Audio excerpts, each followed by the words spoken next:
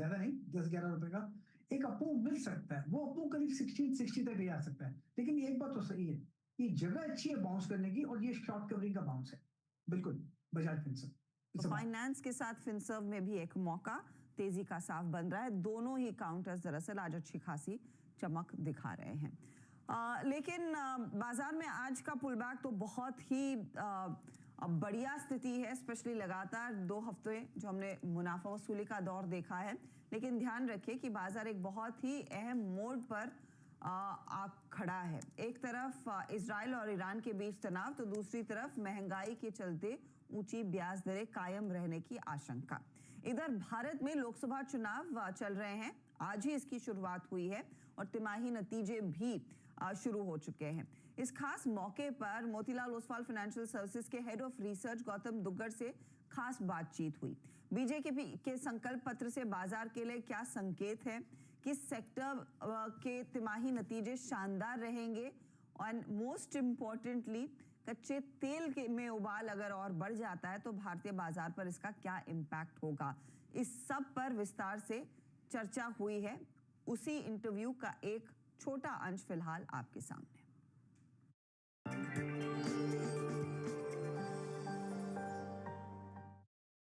Market में इस समय थोड़ा सा डर का माहौल है, क्योंकि ग्लोबली जियोपॉलिटिकल टेंशंस की वजह से काफ़ी करेक्शन है। लेकिन क्या इसमें बाइंग अपॉर्चुनिटी है, और अगर हाँ तो किन स्टॉक्स और सेक्टर्स पर आपको फोकस करना है? आइए समझते हैं मार्केट में एक बहुत ही शार्प माइंड से Gautam Duggar, head of research eight Motilal Oswal, हमें जुड़ रहे हैं आज इस मार्केट गुरु की खास श्रृंखला।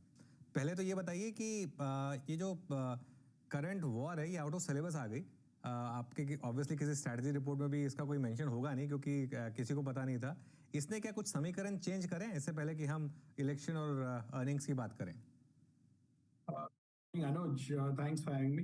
नहीं अनुज, सी जियोपॉलिटिक्स में आजकल काफी नॉर्मल हो गया है। ये एवरी फ्यू डेज कुछ ना कुछ चालू रहता है। कभी रशिया यूक्रेन, तो कभी इजराइल पैलेस्टीन, अभी नया एक जुड़ गया इसमें इजराइल ईरान। अगर आप पिछले 6-7 साल का एक दौर देखें तो जो जियोपॉलिटिकल फ्लैशेस है वो बहुत ज्यादा फ्रिक्वेंटली हो रहे हैं, और इसमें मार्केट भी 2-3 दिन उधर ध्यान देता है, फिर वापस it goes back to the normal fundamental ways. तो जहां तक इंडिया का सवाल है, हमारे लिए सबसे इंपॉर्टेंट चीज है क्रूड के भाव। अगर क्रूड के दाम बहुत ज्यादा बढ़ते हैं तो फिर तकलीफ है, otherwise it's a few days of conflict and then let's see where it goes from there.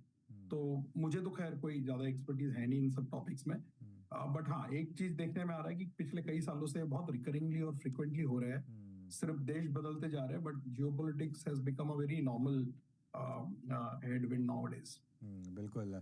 तो एक्स ऑफ क्रूड कोई खास वरी नहीं है, और क्रूड भी आपको लगता है कि क्या 9500 तक हम ठीक है, उसके ऊपर ही दिक्कत होगी, या करंट लेवल पे भी थोड़ी दिक्कत है? नहीं, मुझे लगता है एक चीज देखिए, आप 15 साल पहले भी क्रूड के दाम $100 होते थे, तब अपना जीडीपी 1 और 1.5 ट्रिलियन के रेंज में हुआ करता था।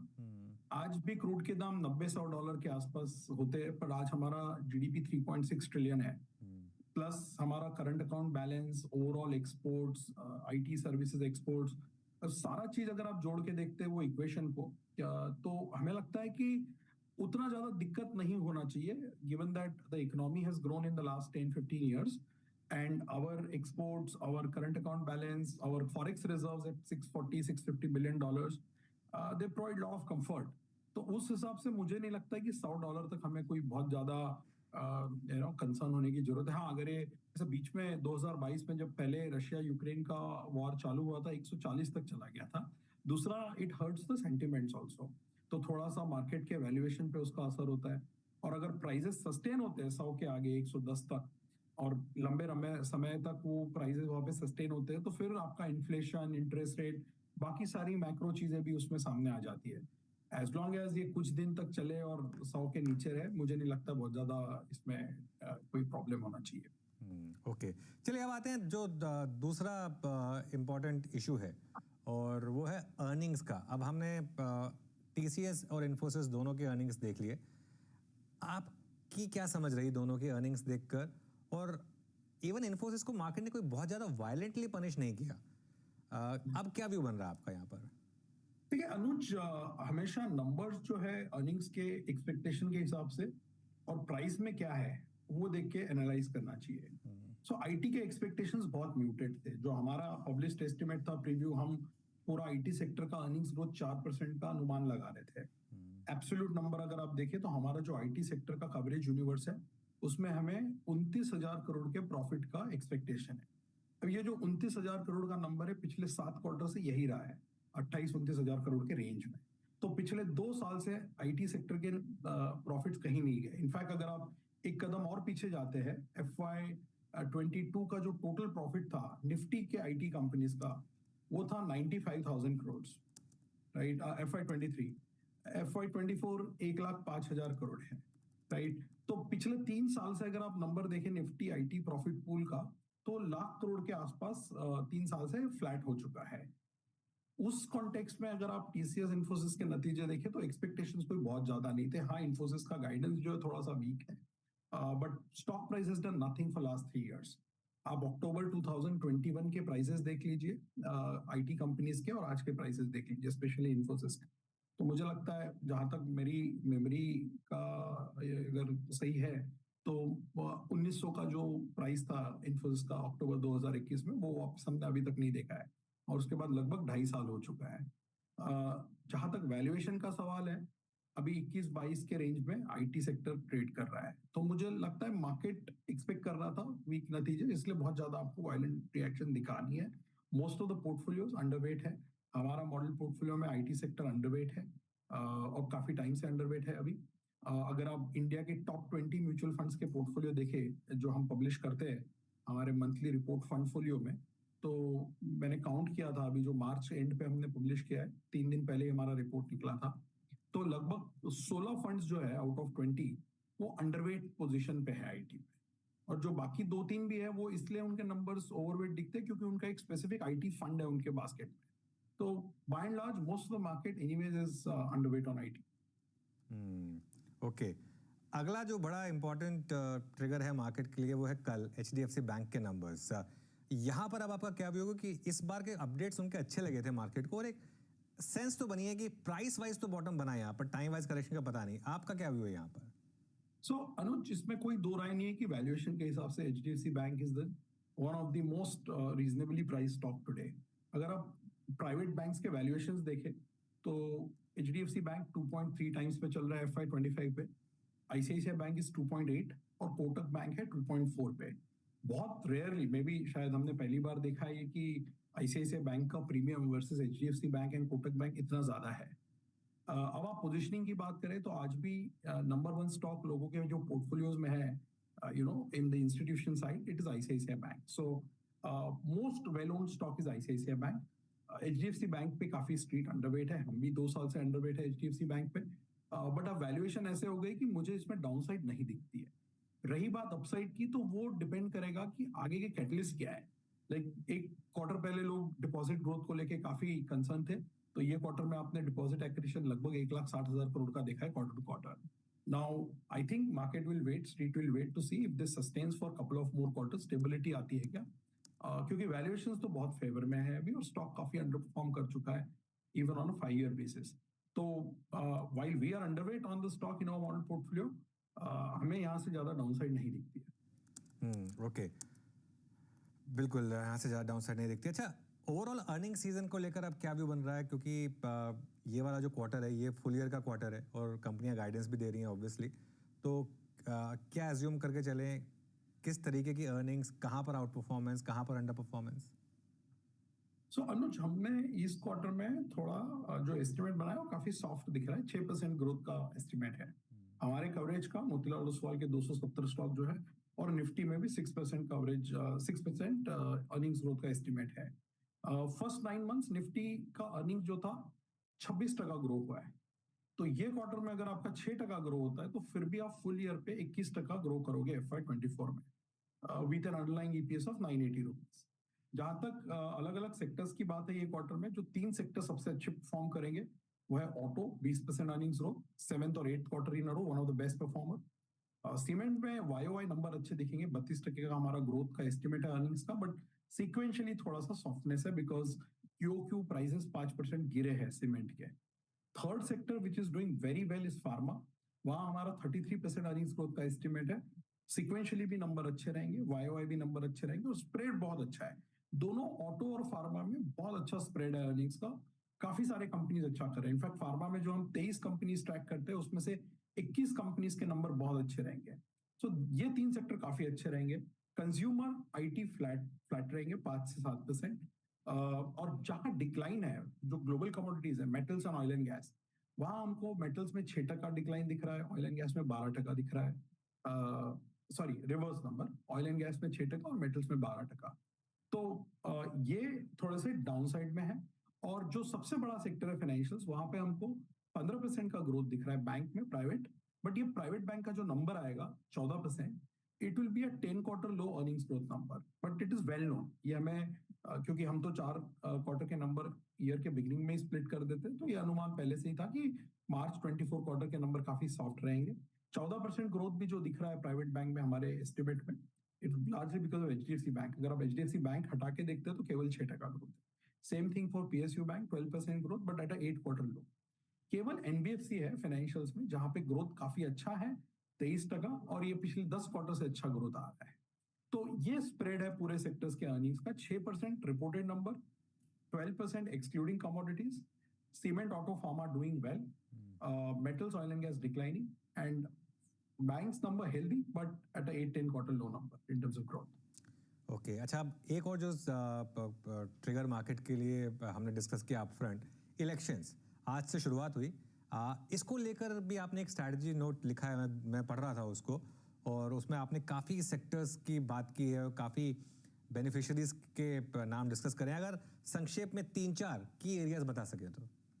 सबसे इंपॉर्टेंट चीज है अनुज, वो जो रिपोर्ट हमने निकाला वो बीजेपी के मैनिफेस्टो पे निकाला था। काफी डिटेल्ड मैनिफेस्टो था 76 पेजेस का, और अलग अलग सेक्टर्स में वो क्या करेंगे, उनके प्रायोरिटीज क्या है, वो उसमें लिखा गया है। तो उसका हमने सेक्टोरल टेकअवेज बना के पब्लिश किया था। सबसे पहली अहम बात है कि कंटिन्यूटी है पॉलिसी में। There is no sudden disruptive change that they are trying to look at. तो जो फोकस था उनका infrastructure, capital goods, capital investment, PLI, manufacturing, housing, roads, metro, railway, defence, वही सब कंटिन्यू होने वाला है। मुझे लगता है स्केल थोड़ा बड़ा रहेगा। जैसे उन्होंने नंबर डाला है हाउसिंग में, उनको शायद 3 करोड़ और घर बनाने हैं for lower middle class and poor section of society. Gas की उन्होंने बात की है, by CY 29 pipe gas for everyone. और जो फिर करंट इनिशिएटिव्स है इंफ्रास्ट्रक्चर और कैपेक्स और PLI के, और साथ ही साथ मैन्युफैक्चरिंग के, वो कंटिन्यू रहेंगे। तो मुझे लगता है जो एक मार्केट के नजरिए से अगर आप इसको देखें पॉलिटिक्स को, assuming this government comes back, which is what almost all the opinion polls have predicted, giving them anywhere between 310 to 340 seats to BJP alone, and I think NDA from anywhere between 350 to 380. So let's assume that opinion polls are correct, and on 4th of June you have the same government in power. Then I think from a market's point of view, the direction will be more towards industrials rather than consumption. Consumption anyways has been weak for last 2-3 years. In fact, full year earnings growth for Hindustan Lever this year will be 0 in FY24. और जो ground से भी जो संकेत आ रहे हैं कि consumption में एक बहुत बड़ा कुछ low ticket consumption item saying staples में कोई बहुत बड़ा रिकवरी नहीं दिख रहा है। तो ये जो मैनिफेस्टो है, जो इलेक्शंस है, इस सब का सार यही है कि industrial side, capex side of the economy should continue to do well, and that side of the market should also continue to do well. Since आपने बात की इसकी, कल हमारे चैनल पर फाइनेंस मिनिस्टर का इंटरव्यू हुआ, और उसमें एक चीज़ जो हमने डिस्कस की थी कि अब एलॉन मस्क की इंडिया में एंट्री जो हो रही है उसको लेकर ऑटोमोबाइल्स पर अब आपका क्या व्यू बन रहा है, और ऑटोमोबाइल्स और ऑटोमोबाइल एंसेलरी स्टॉक्स में जहां बहुत बड़ी तेज़ी रही है, एक्साइड जैसे स्टॉक में फॉर एग्जांपल, यहाँ पर अब क्या करें इन्वेस्टर्स? So अनुज, ऑटोमोबाइल में आप अगर नंबर्स देखें पहले प्रॉफिट के, तो FY18 to FY23 मतलब लगभग 5 साल तक ऑटो के प्रॉफिट्स फ्लैट थे निफ्टी में, करीबन 28,000 करोड़ की तरफ। वही नंबर FY18 में था, वही नंबर FY23 में था। फिर FY24 which is the current year, profit double हो गए, 30,000 करोड़ से 60,000 करोड़ प्रॉफिट हो गया ऑटो इन निफ्टी। अगले साल हम जो प्रेडिक्ट कर रहे हैं वो ये है कि भाई नॉर्मल हो जाएंगे numbers. There will be a 11% growth in auto earnings in FY25. So जहां तक नंबर्स का सवाल है अर्निंग्स ग्रोथ का, अब थोड़ा सा नॉर्मलाइजेशन दिख रहा है। जहां तक स्टॉक्स का सवाल है, अभी भी हमें फोर व्हीलर ज्यादा पसंद है क्योंकि टू व्हीलर में काफी रैली हो चुका है। हमने हमारे मॉडल पोर्टफोलियो में हीरो मोटर्स निकाल के अभी संवर्धना मदरसन ऐड किया है। महिंद्रा एंड महिंद्रा हमारा टॉप आइडिया पहले से रहा है, वो अभी भी है। फिर हमारे पास सीवी में अशोक लेलैंड और क्राफ्ट्समैन है। और रिसेंटली हमने टाटा मोटर्स डाउनग्रेड किया था after the very sharp run from by two neutral. तो मुझे लगता है सेक्टर काफी अच्छे दौर से गुजर रहा है। जहां तक वॉल्यूम का बात है, मार्जिन का बात है, सिर्फ एक चीज ध्यान में रखिए कि अब बेस काफी बड़ा हो जाएगा FY25 में। और एंसिलरी में हमें हैप्पी फोर्जिंग हमारा टॉप आइडिया में है। So that's our view on auto sector.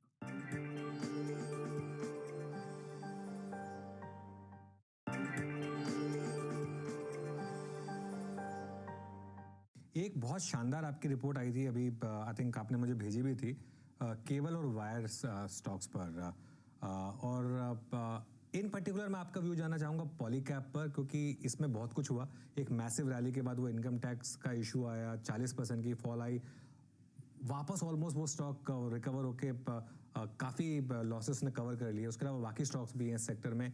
यहाँ पर अब क्या व्यू है और यहाँ पर प्रेफर्ड पिक्स क्या है आपकी? सो अनुज, इसको आप अगर थोड़ा सा कुछ सेक्टर से लिंक करके देखेंगे तो हमारा जो व्यू है रियल एस्टेट पे बहुत पॉजिटिव रहा है पिछले 1-1.5 साल से। हमारा मॉडल पोर्टफोलियो में भी बहुत बड़ा ओवरवेट रियल एस्टेट पे है और पिछले 3 साल से रियल एस्टेट के नंबर्स प्री सेल्स के बहुत अच्छे आ रहे हैं। तो construction cycle is going on. तो मुझे लगता है इसके जो एंसिलरी बेनिफिशियरीज है, building materials, cable and wire, paint, ये सारे भी रहेंगे। बट उनको हमेशा एक थोड़ा टाइम लैग के बाद बेनिफिट मिलता है, क्योंकि पहले घर बनते हैं, फिर पोजीशन मिलता है, फिर लोग उसमें इंटीरियर्स का काम करते हैं। So there is always some time lag between different sectors benefiting from the same housing cycle. अब आता है केबल्स एंड वायर्स पे। ज्यादा केबल्स एंड वायर्स का सवाल है पॉलीकैब का। पिछले 5 साल का अर्निंग्स ग्रोथ लगभग 30% प्लस रहा है CAGR। company has become a very big market cap company now, and profit pool is also pretty large now, almost neck to neck with Havells. So अगला 2 साल का जहां तक सवाल है, हम FY24 को 26 जब देखते हैं केबल्स एंड वायर्स में, तो हमारा पॉलीकैब का अर्निंग्स प्रेडिक्शन है 14% का CAGR, KEI का प्रेडिक्शन है 23% का CAGR, और हमने उसी रिपोर्ट में एक और कंपनी इनिशिएट की है RR cable, which is a small cap, 18,000 crore market cap. वहां पे हमारा प्रेडिक्शन है 40% अर्निंग CAGR। तो ये जो तीनों स्टॉक्स है या पूरा सेक्टर है, they are a beneficiary of real estate as well as construction, housing cycle and government spending on infrastructure. तो इसलिए हमारा तीनों स्टॉक्स पे बाय रेटिंग है। ओके, तीनों स्टॉक्स पर बाय रेटिंग है इंक्लूडिंग RR काबिल। तो ये एक जो शानदार रिपोर्ट थी आपकी। अच्छा, एक सेक्टर जहां पर इस समय डबल वैमी है, ऑयल मार्केटिंग कंपनीज। आपने पिछली बार इसका मूव बहुत सही कैप्चर किया था, लेकिन एक तो प्राइस कट आ गया, जबकि कंपनियों को तो टेक्निकली प्राइस हाइक की जरूरत है, क्योंकि जिस तरीके से क्रूड प्राइसेस भागे हैं। और दूसरी तरफ अब इलेक्शन, तो जून तक तो और कोई प्राइस हाइक आ भी नहीं सकता। इसको कैसे देखा जाए? क्या एक स्ट्रैटेजिक मौका मिल रहा है यहाँ पर बाय करने का लोअर प्राइसेस पर, या अभी कुछ टाइम के लिए छोड़ दें? नहीं, हमने कल फिर एक रिपोर्ट निकाला है OMC सेक्टर पे, जहां पे हम कह रहे हैं कि क्रूड, जो हमारे ऑयल एंड गैस एनालिस्ट है, उन्होंने जो एस्टिमेट बनाया है, वो कह रहे हैं कि क्रूड 85-95 से ज्यादा लंबे समय तक नहीं ट्रेड करेगा। सो ये जो करेक्शन है ऑयल मार्केटिंग कंपनीज में, इट्स अ बाइंग अपॉर्चुनिटी। हमने हमेशा देखा है कि इस सेक्टर पे आप कोई स्ट्रक्चरल या लॉन्ग टर्म व्यू नहीं ले सकते, because it's end of the day commodity and with heavy intervention from government on pricing and regulation. तो ये हमेशा से एक सिक्लिकल और ट्रेडिंग प्लेज रहे हैं, जहां पे वैल्यूएशंस भी काफी मैटर करते हैं। जब हमने ऐड किया था HPCL हमारे मॉडल पोर्टफोलियो में, करीबन 0.8 या 0.9 टाइम्स प्राइस टू बुक था। आज भी 1.1 है, और आज भी ये हमारे मॉडल पोर्टफोलियो में मौजूद है। और हमें लगता है करंट वैल्यूएशंस पे OMC एक बाइंग अपॉर्चुनिटी प्रेजेंट कर रहा है। ओके, OMC में बाइंग अपॉर्चुनिटी है। इसमें प्रेफर्ड पिक्स क्या होंगे आपकी? तीनों में सेम अपॉर्चुनिटी या किसी एक में ज्यादा है दूसरे के मुकाबले? तीनों की चाल हमेशा साथ में बढ़ते, साथ में गिरते, because the drivers the same. उसमें हमारा जो प्रेफरेंस है HPCL है number 1, which is also part of Oman. Okay, एक और स्टॉक जो आपका बहुत शानदार पिक रहा है पिछले 1 साल में, वो है जोमैटो, और इसकी कई बार हमारी बात हुई है। अब जहां से बात हुई थी वहां से ये स्टॉक ऑलमोस्ट 3 गुना हो चुका है। अब क्या किया जाए स्टॉक में? क्या अभी भी ये एक कोर पोर्टफोलियो का हिस्सा है? क्या अभी भी इसमें ये वो जो थीम है वो इंटैक्ट है? बिल्कुल इंटैक्ट है Anuj, but don't be surprise अगर स्टॉक 10-15% कभी भी करेक्ट होता है based on any event, general market correction और सम अर्निंग्स मिस हियर और there. But medium to long term story is still very attractive there. उनका जो बड़ा स्टोरी जो उभर के आया है पिछले एक साल में वो है quick commerce which is growing at a very fast pace.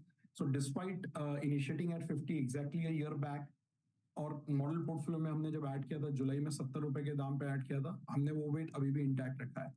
हमारा जो पूरा व्यू है कंजम्पशन पे वो हमेशा से पिछले 2-3 सालों से डिस्क्रिशनरी की तरफ ज्यादा झुका हो रहा है. तो मेरे जो मॉडल पोर्टफोलियो में अगर आप मोतीलाल ओसवाल के देखेंगे, हमारे पास 9 मॉडल पोर्टफोलियो कंजम्पशन स्टॉक्स है मॉडल पोर्टफोलियो में, जिसमें से 8 डिस्क्रिशनरी है, केवल एक स्टेपल स्टॉक है. तो वो डिस्क्रिशनरी में हमारा जो व्यू हमेशा से पॉजिटिव रहा है. Indian hotel, Titan, metro, Zomato, हमने डीमार्ट भी ऐड किया था पिछले साल जुलाई में करीबन 3200 पे. फिर मिड कैप में हमारे पास लेमन ट्री रहा है, रेस्टोरेंट ब्रांड रहा है, और अभी हमने नया सेलो ऐड किया है. तो जोमैटो पे जहां तक सवाल है, मुझे लगता है काफी सारा एक री रेटिंग हुआ है. अगर आप एब्सोल्यूट मार्केट कैप देखें तो लगभग 1.5 से 2.25 लाख करोड़ के बीच पहुंच गया है. तो आपको एक्सपेक्टेशंस भी थोड़े मॉडरेट करने पड़ेंगे, क्योंकि जो स्टॉक का मार्केट कैप बहुत बड़ा हो जाता है फिर परसेंटेज ग्रोथ ऑब्वियसली थोड़ा सा कम आता है. And there is always a possibility of a 15-20% correction in a high beta stock. Okay. So थोड़ा लंबा अवधि का नजरिया अगर रहता है तो मुझे लगता है ये सेगमेंट में पैसा और बन सकता है. नहीं, 10 से 15% करेक्शन तो गौतम किसी भी स्टॉक में आ सकती है, और मिड कैप में तो ज़्यादा भी आ सकती है. वो खैर आई एम श्योर कि हमारे व्यूअर समझते हैं उस बात को. एक स्टॉक जहां पर आप सबसे आगे रहे, अहेड ऑफ द कर्व सबसे, और सारे प्राइस टारगेट आपके मीट होते गए, वो था ट्रेंट. लेकिन अब 4000 पर क्या अभी भी इस पर बुलिश रहने में समझ है? क्योंकि मैं एक रिपोर्ट पढ़ रहा था, बहुत लोग कह रहे हैं कि अब शायद ट्रेंड से निकल के एबी फैक्शंस में जाया जाए. आपका क्या मानना है? शॉर्ट टर्म सच ये जो टैक्टिकल मूव्स होते हैं, पेयर ट्रेड जिसे कहते हैं, कि आपने ट्रेंड बहुत ज्यादा 3 गुना हो गया है पिछले एक साल में, तो उससे निकल के आप कोई दूसरा स्टॉक जो अंडर परफॉर्म किया है वहां पे आपको थोड़ा वैल्यू ज्यादा दिख रहा है. That always possibility. जहां तक हमारा सवाल है, हमें ट्रेंड आज भी रिलेटिवली बेटर पोजीशन लगता है, बिकॉज ग्रोथ जो आ रही है ट्रेंड में वो बहुत ज्यादा है एबीएफआरएल और बाकी अदर कोई भी रिटेल स्टॉक के मुकाबले. अगर आप देखें पिछले 7-8 क्वार्टर का एक moving average number, last quarter ही आप देख लीजिए, ट्रेंड का टॉप लाइन ग्रोथ 52% था. तो कई सारे रिटेल स्टॉक आज स्ट्रगल कर रहे हैं 15-20% भी टॉप लाइन ग्रोथ करने. तो आई एग्री, वैल्यूएशंस काफी महंगे हैं और प्रेडिक्ट करना बहुत डिफिकल्ट, क्योंकि हमें एक साल पहले भी 1200 पैसे नहीं लगा था कि बहुत सस्ता चल रहा है मार्च 2023 में. फिर दिसंबर 23 में भी हमने एक रिपोर्ट निकाला था तो प्राइस 2800 था, वहां पे भी महंगा लगा था. ऑब्वियसली थोड़ा टाइम कंसोलिडेशन होना जरूरी है. हो सकता है थोड़ा प्राइस और टाइम करेक्शन भी हो, वो स्टॉक के लिए अच्छा रहेगा. बट ग्रोथ बहुत अच्छा कर रहा है, अंडरलाइंग एग्जीक्यूशन बहुत ही स्ट्रांग है, और जो brand awareness plus brand strength है ट्रेंड का within the overall retail sector, it's one of the strongest. So from a investment point of view, we are still positive. Okay. अच्छा, एक आपने मुझे बहुत अच्छा नोट भेजा था और मैं खुद हैरान था उसको पढ़ के. एशियन पेंट्स जो इतने सालों तक मैसिव आउट परफॉर्मर रहा, फाइनली उसकी मार्केट कैप और प्रॉफिटेबिलिटी की कैगर जो है 10 साल में सेम हो गई, क्योंकि उसकी इतनी री रेटिंग हुई थी, लेकिन पिछले 2 साल में बड़ी अंडर परफॉर्मेंस रही यहाँ पर. क्या मौका है ये बाय करने का, या एशियन पेंट्स में अब वो जो पैसा बनना था, बड़ा पैसा, वो बन चुका है? एशियन पेंट्स अगर आप देखने जाए तो जब से बिरला ग्रुप का पेंट में एंट्री का ऐलान हुआ था 2021 में, वो स्टॉक फ्लैट है पिछले 3 सालों से.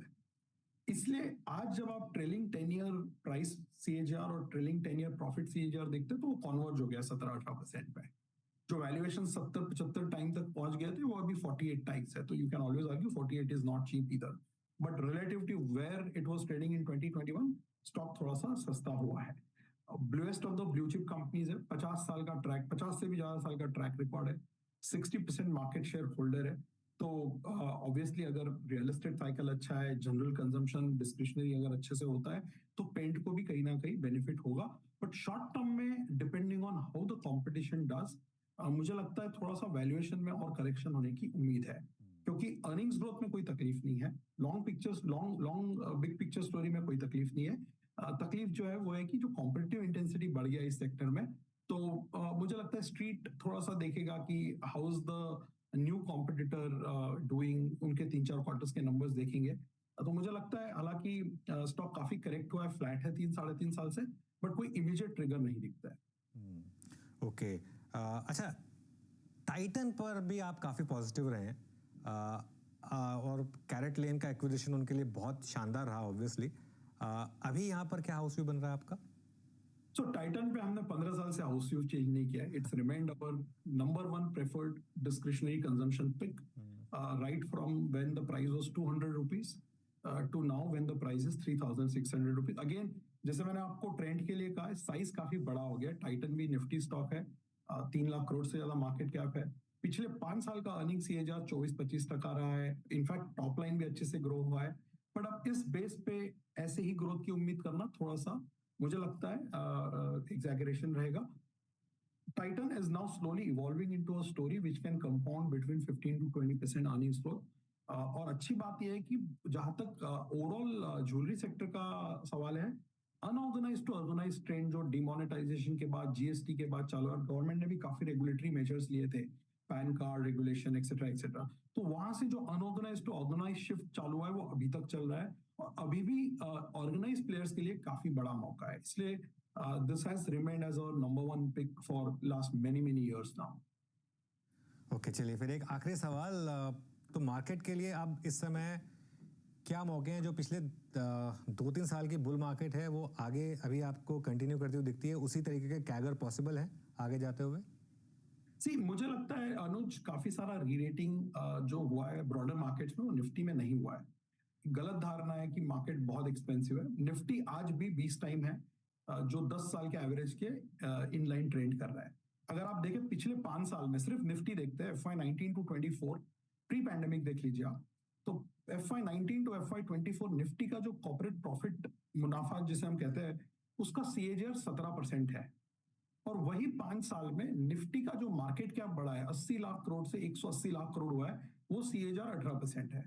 सो ब्रॉडली मार्केट ने अर्निंग्स का रिस्पेक्ट किया है। जितना अर्निंग्स आया है उतना ही मार्केट कैप भी कंपाउंड हुआ है। कुछ सेक्टर ने ज्यादा रिटर्न दिए, कुछ ने कम दिए, जो हर मार्केट में होता है, हमेशा होता है। बैंकिंग ने कम दिया है, इंडस्ट्रियल्स ऑटो ने ज्यादा दिया है, रियल एस्टेट ने ज्यादा दिया है, यूटिलिटी ने ज्यादा दिया है, कंज्यूमर ने कम दिया है। सो बट नेट नेट जब आप टोटल एग्रीगेट करके देखते हैं तो 17% 5 साल का अर्निंग सीएजीआर है निफ्टी का पिछले, और 18% मार्केट कैप का सीएजीआर है। तो मुझे लगता है कि ये जो अर्निंग्स थोड़ा सा अभी मॉडरेट हो सकता है, बिकॉज आपका प्रॉफिट पूल काफी ज्यादा बढ़ गया है। 3.25-3.5 लाख करोड़ से आप 7,80,000 करोड़ तक पहुंच गए 5 साल में। हमारा जो आज का एस्टिमेट है अगले 2 साल में यहाँ से 15% सीएजीआर का है। तो मुझे लगता है बाजार को in line with underlying earning return देने में कोई ज्यादा तकलीफ नहीं होनी चाहिए। मुझे कोई बड़ा डी रेटिंग होते हुए नजर नहीं आ रहा है, बिकॉज फ्लोज भी काफी अच्छे हैं। इंडिया, जो हमने रिपोर्ट में लिखा, एक अपने मिनी गोल्डीलॉक मोमेंट से गुजर रहा है, जहां macro micro sentiment flow liquidity policy momentum सब कुछ इंडिया के फेवर में एट द मोमेंट, जबकि रीजनली ग्लोबली चीजें उतनी अच्छी नहीं है। तो एक India will keep attracting it's fair share of flows, और जितना अंडरलाइंग अर्निंग्स ग्रोथ रहेगा उतना रिटर्न देने में मुझे नहीं लगता मार्केट में कोई दिक्कत होनी चाहिए। ऑलराइट गौतम, बहुत बहुत शुक्रिया आज हमारे साथ जुड़ने के लिए और हमसे बात करने के लिए। एज ऑलवेज अच्छा लगा आपसे बात करके। Thank you so much.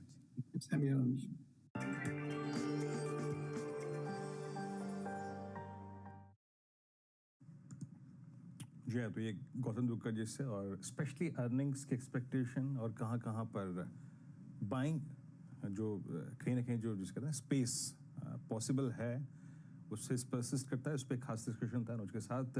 अब लौटते एक बार फिर से निफ्टी पर, निफ्टी बैंक आपकी स्क्रीन पे। निफ्टी बैंक में एक स्ट्रॉन्ग मूव, और निफ्टी बैंक ये वो पहला इंडेक्स बना आज के इस आई थिंक पुल बैक में जिसने आज लो लगाया 100-day एक्सपोनेंशियल मूविंग एवरेज का, मिड वे में क्रॉस किया 50, now it's touching 467607, that's 20-day exponential moving average. खैर, डीलर्स ने क्या करा आज, कितने गश खाए, सुबह क्या किया और अब क्या कर रहे हैं, यतिन से इसका ज्यादा लेते हैं। यतिन, कल का दिन डिजास्टर्स था, सुबह भी दिक्कतें तमाम थी, लेकिन ये पुल बैक बहुत डिसेंट रहा। डीलर्स की एक्सपेक्टेशन क्या कहती है? बिल्कुल, और जैसे कि आपने कहा वीरू के सुबह डीलिंग रूम्स में तो धमाके ही हो रहे थे इजराइल और ईरान के।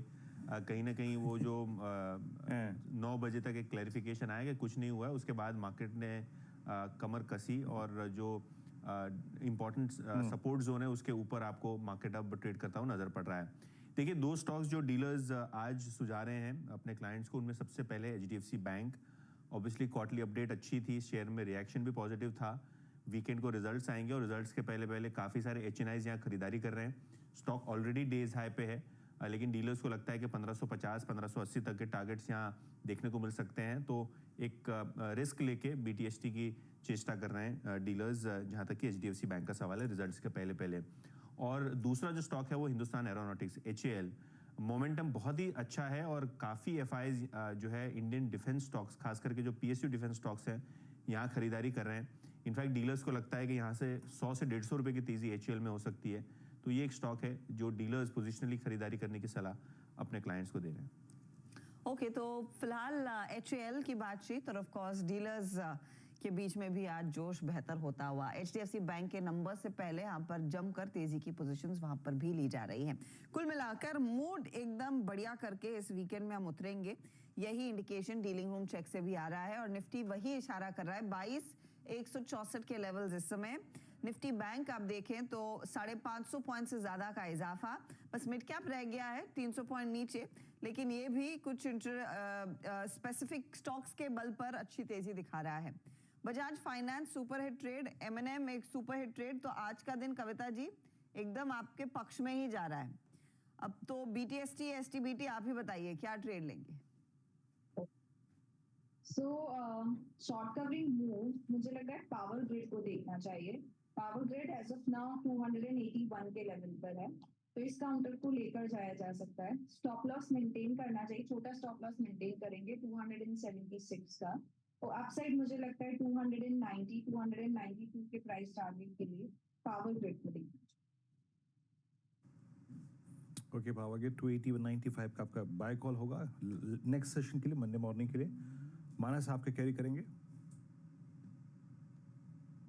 करके जाएंगे क्योंकि स्टॉक अपने 200 मूविंग एवरेज के ऊपर ट्रेड करने की कोशिश कर रहा है। आई थिंक एक गैप अप ओपनिंग देखने को मिल सकती है मंडे के सेशन में, इसलिए HDFC बैंक के फ्यूचर में खरीदारी करेंगे। 1533 के आसपास के भाव चल रहे हैं। 1514 1514 के स्टॉप लॉस यहाँ पर खरीदारी करनी चाहिए 1575 के टारगेट के लिए।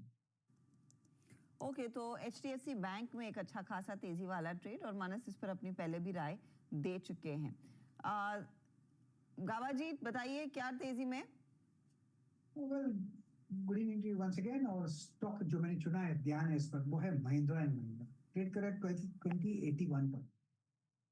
पता है यहाँ पर एक आपको मिलना चाहिए, कंसोलिडेशन जोन पर है, रिवर्सल बाहर नजर आ रहा है। 2062 का स्टॉप लगा चलें 20 रुपए के करीब, टारगेट करीब 2120 के नजर आते हैं, 2150 ये जोन है, वहां तक जा सकता है Mahindra and Mahindra. Okay, M&M 2082 पर आपका BTST। अच्छा, ये M&M का जो क्लोज है ना देखिए ऑटो स्टॉक्स में आज अच्छा मूव आया और M&M का ये जो क्लोज है एट, एक सेकेंड मैं आई थिंक फिर स्टॉक स्किप कर गया, जरा एक बार इसका ऑल टाइम हाई दिखाएंगे मेरे को। इसका मेरे पास इसका चार्ट अभी स्क्रीन पे ये अपीयर हुआ 2082 मेरे ख्याल से क्लोजिंग बेसिस पे ये इसका अब तक का सबसे सर्वोच्च स्तर है। वाकई स्ट्रॉन्ग मूव और यस डे हाई पर 2082 पे क्लोज होता हुआ। रचना जी आपके कैरी करेंगे?